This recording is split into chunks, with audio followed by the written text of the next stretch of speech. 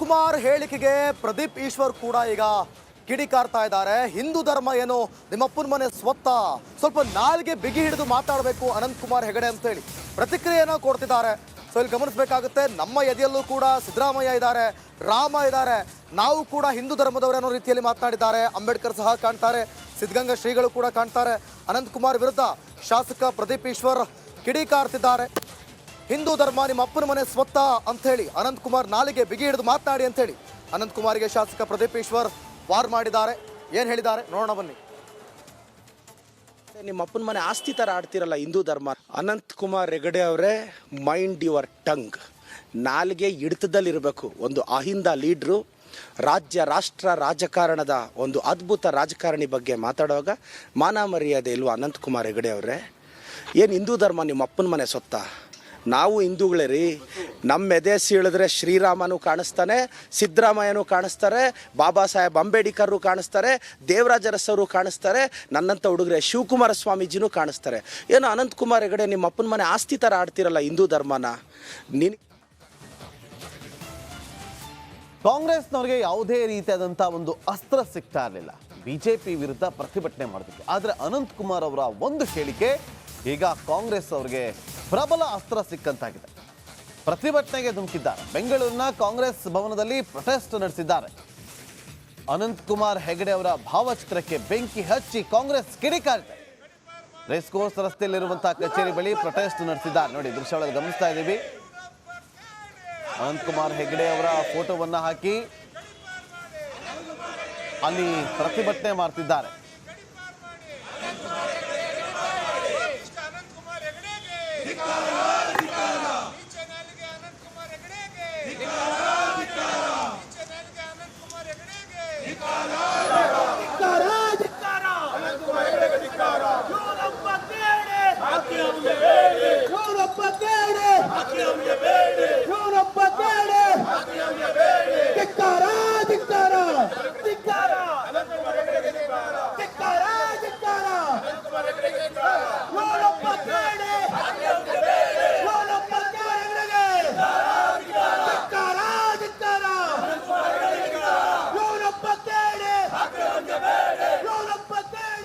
ನೋಡಿ, ಅನಂತಕುಮಾರ್ ಹೆಗಡೆ ಹೇಳಿಕೆಗೆ ಆರ್.ಬಿ. ತಿಮ್ಮಾಪುರ ಕೂಡ ಈಗ ತಿರುಗೇಟನ್ನ ಕೊಡ್ತಿದ್ದಾರೆ.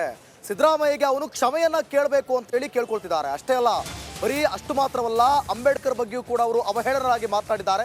ಹೀಗಾಗಿ ಕ್ಷಮೆಯನ್ನ ಕೇಳಬೇಕು ಅಂತೇಳಿ ಆರ್.ಬಿ. ತಿಮ್ಮಾಪುರ ತಿರುಗೇಟನ್ನ ಕೊಡ್ತಿದ್ದಾರೆ.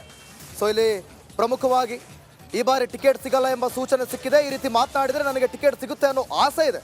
ತನ್ನ ಕ್ಷೇತ್ರದಲ್ಲಿ ಒಂದಾದ್ರೂ ಅಭಿವೃದ್ಧಿ ಬಗ್ಗೆ ಮಾತನಾಡ್ತಿದ್ದಾರಾ ಅಂತ ಹೇಳಿ ಅನಂತಕುಮಾರ್ ಹೆಗಡೆ ವಿರುದ್ಧ ಸಚಿವ ತಿಮ್ಮಾಪುರ ಕಿಡಿಕಾರ್ತಿದ್ದಾರೆ. ನೋಡ್ತಾ ಇರ್ಬೋದು ನೀವು, ರಾಜ್ಯ ರಾಜಕೀಯದಲ್ಲಿ ಅನಂತಕುಮಾರ್ ಹೆಗಡೆ ಕೊಟ್ಟಂತ ಹೇಳಿಕೆ ದೊಡ್ಡ ಮಟ್ಟದ ಸಂಚಲನವನ್ನು ಮೂಡಿಸ್ತಾ ಇದೆ. ಕಾಂಗ್ರೆಸ್ ನಾಯಕರಿಗೆ ಬ್ರಹ್ಮಾಸ್ತ್ರ ಆದರೆ ಬಿಜೆಪಿ ನಾಯಕರಿಗೆ ಸಂಕಷ್ಟ ಎದುರಾಗಿದೆ. ಈ ಬೆನ್ನಲ್ಲೇ ಈಗ ತಿಮ್ಮಾಪುರ ಕೂಡ ತಿರುಗೇಟ್ ಕೊಟ್ಟಿದ್ದಾರೆ. ಏನು ಹೇಳಿದ್ದಾರೆ ನೋಡೋಣ ಬನ್ನಿ. ಕೇಳದೆ ಇದ್ರೆ ಅನಂತಕುಮಾರ್ ಹೆಗಡೆ ಅವರಿಗೆ ಅತಂತ್ರತೆ ಕಾಡ್ತಾರೆ. ಬಿಜೆಪಿಯಲ್ಲಿ ಅವ್ರಿಗೆ ಸ್ಥಾನ ಸ್ವಲ್ಪ ತೊಂದರೆಯಲ್ಲಿದೆ. ಬಹುಶಃ ಟಿಕೆಟ್ ಕೊಡುವುದು ಅಂತಕ್ಕಂಥ ಗಂಡಸರು. ಮೋರೆಯೂರ್ ಅವರು ಆ ಪ್ರಚೋದನಕಾರಿ ಮಾತುಗಳಲ್ಲಿ ಯಾರ ಬಗ್ಗೆ ಮಾತಾಡಿದ್ರು? ಹಿಂದೆ ಅಂಬೇಡ್ಕರ್ ಅವ್ರ ಬಗ್ಗೆ ಮಾತಾಡಿದ್ರು. ಈಗ ಅನಂತಕುಮಾರ್ ಅವರು ಸನ್ಮಾನ್ಯ ಮುಖ್ಯಮಂತ್ರಿಗಳ ಬಗ್ಗೆ ಅವರು ಮಾತು ಯಾರಿಗೆ ಹಿತ ತರ್ತಕ್ಕಂಥದ್ದು. ಆದರೆ ಅವರು ತತ್ಕ್ಷಣ ಕ್ಷಮೆ ಕೇಳಿ. ಇನ್ನು ಸಂಸದ ಅನಂತಕುಮಾರ್ ಹೆಗಡೆ ಅವರ ವಿರುದ್ಧ ದೂರು ದಾಖಲಾಗಿದೆ. ಕಾರವಾರದ ಕುಮಟಾ ಪೊಲೀಸರಿಂದ ಸ್ವಯಂ ಪ್ರೇರಿತ ಪ್ರಕರಣವನ್ನು ದಾಖಲು ಮಾಡಿಕೊಳ್ಳಲಾಗಿದೆ. ನೋಡಿ, ಸಂಸದ ಅನಂತಕುಮಾರ್ ಅವರ ವಿವಾದಾತ್ಮಕ ಹೇಳಿಕೆಯಿಂದಾಗಿ ಈಗ ಪೊಲೀಸರೇ ಸ್ವಯಂ ಪ್ರೇರಿತವಾಗಿ ಪ್ರಕರಣವನ್ನು ದಾಖಲು ಮಾಡಿಕೊಳ್ಳುವಂತಾಗಿದೆ.